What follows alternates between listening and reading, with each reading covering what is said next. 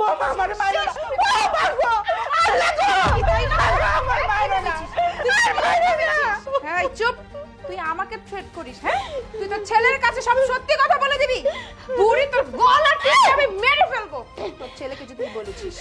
আমি সব কয়ে দেব, এবার আমার পোলার কাছে যাই, আমি সব কয়ে দেব। তুমি আমার আর মারো না, গলায় আমি তোমার কাছে মাপ চাই। বলবি তোর ছেলের কাছে বল।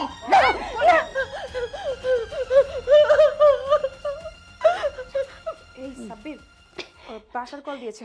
এই বুড়ি, তোর ছেলে ফোন করেছে, তুই যদি কোনো সাউন্ড করেছিস না তাহলে কিন্তু জানা শেষ করে ফেলবো। একদম সাইলেন্ট থাকবি। হ্যালো বাবু। হ্যাঁ আমি ভালো আছি, তুমি কেমন আছো বাবু? এই তো কাজ করছিলাম। আচ্ছা আমার মা কোথায় আর আমার মা কি করছে? মা? আরে মা তো ঘুমোচ্ছে।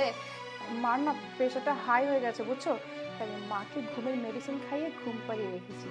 মার ঘুম যখন ভাঙবে তখন আমি তোমার সাথে মায়ের সাথে কথা বলে দিব। হ্যাঁ আচ্ছা, আর একটু শোনো, প্রত্যেক মাসে তুমি যে টাকাটা পাঠাও না সেটা তো আমাদের সংসারের খরচের জন্য হয়েই যায়, কিন্তু ডক্টর আরো কিছু টেস্ট দিয়েছে, মায়ের ট্রিটমেন্ট করাতে হবে, সেই জন্য না এক্সট্রা কিছু টাকা দরকার।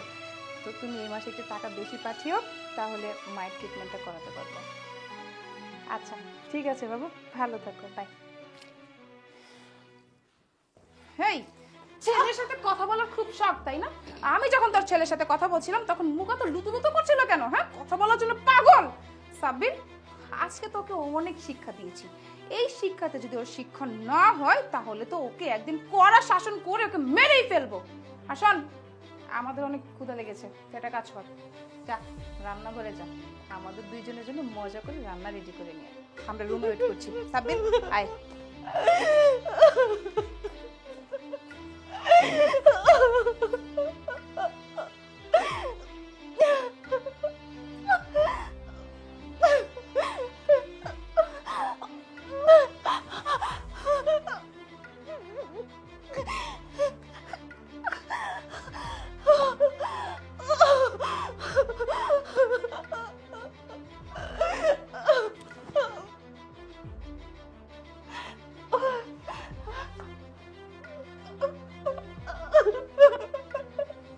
মা কি হয়েছে তোমার?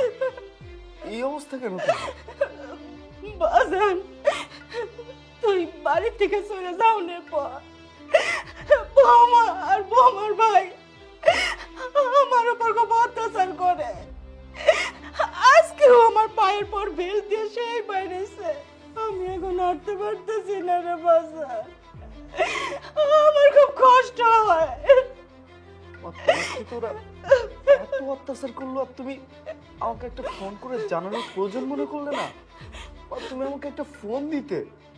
বাজান, আমি অনেক তোরে কওয়ানোর চেষ্টা করছি, কিন্তু ওরা আমার তোর সাথে কথা কইতে দেয় নাই।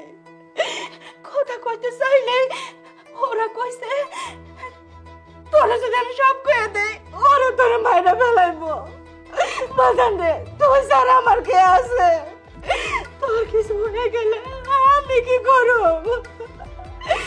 তাই তো আমি সব সহ্য করি, শুধু তুই ভালো থাক বাজান। সব জানি, আমি সব নিজের চোখে দেখেছি। আজকে ওদের এমন অবস্থা করবো, চলো আমার সাথে চলো। দেখ এটা সুন্দর না? এটা খুব সুন্দর হয়েছে। আপু খুব ক্ষুধা লাগছে, ছোট লোকের বাচ্চা তো এখনো নাস্তা নিয়ে আসতেছে না, তুমি এত মারা মারছো তারপর কোনো শিক্ষাই হয়নি ওর। আসলে এই বুড়িটা না লজ্জা শরম বলতে কিছু নেই, ওকে আরো শিক্ষা দিতে হবে। এই ফকিন্নি বুড়ি, ছোট লোক কোথাকার, সে কখন বলেছি নাস্তা দিয়ে যেতে? নাস্তা এখনো বানানো হয়নি, তারা চলে আসবে, তা না হলে ওকে আরো মারবো। বাসার তুমি এখন এই সময়? তুমি না ট্রেনিং এ ছিলে, কই আমাকে তো কিছু বলনি, না বলে ভাবে হুট করে চলে এলে যে? হ্যাঁ ভাইয়া, তুমি না বলে যে চলে আসলে এইভাবে, আমরা তো জানি তুমি ট্রেনিং এ ছিলা। আমার বাড়িতে আমি আসবো তার জন্য কাউকে বলে আসতে হবে নাকি?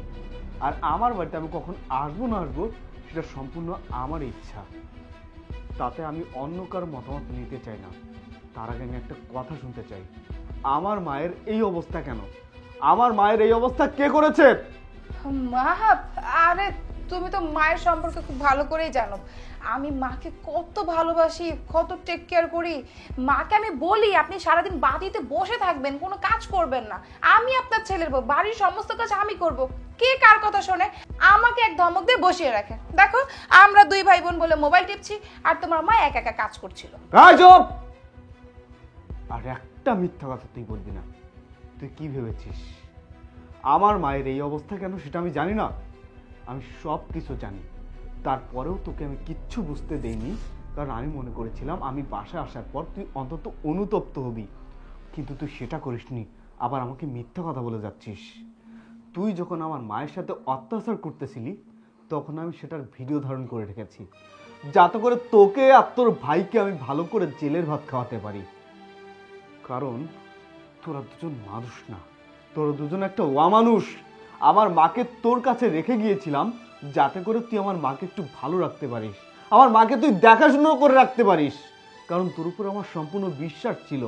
ভেবেছিলাম যে তোর কাছে আমার মা নিরাপদ, কিন্তু না, তুই আমার মাকে ভালো না রেখে বরং আমার মায়ের উপর অত্যাচার করেছিস। আমার মাকে দিনের পর দিন কষ্ট দিয়ে গেছিস। আমার মাকে আমার সাথে কথা পর্যন্ত বলতে দিসনি। কিন্তু কেন বল, কিসের জন্য?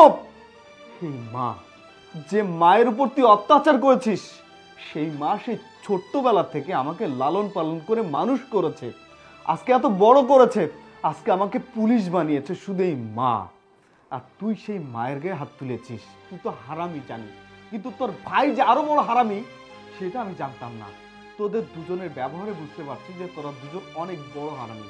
তোদের দুজনকে আমি এখন এই বাসা থেকে বের হয়ে যেতে বলছি।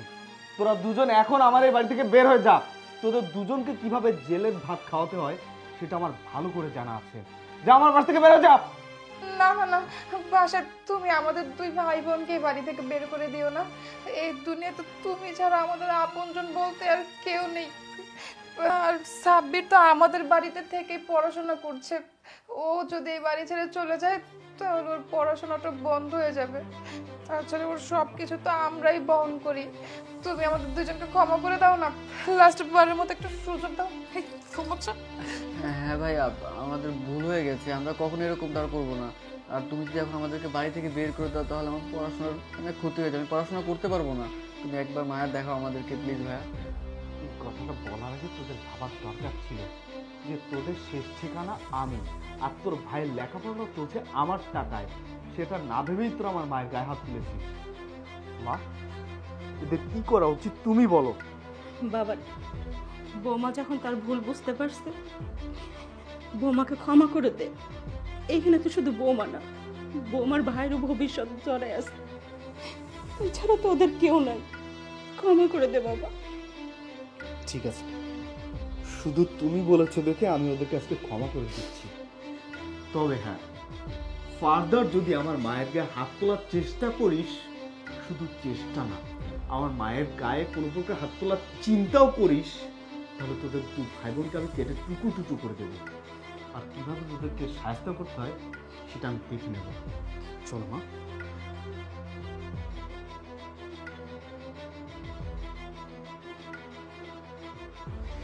এবারের মতো বড় বাচ্চা বেঁচে গেছি। না না আপু, এরকম তো আর কখনো করা যাবে না।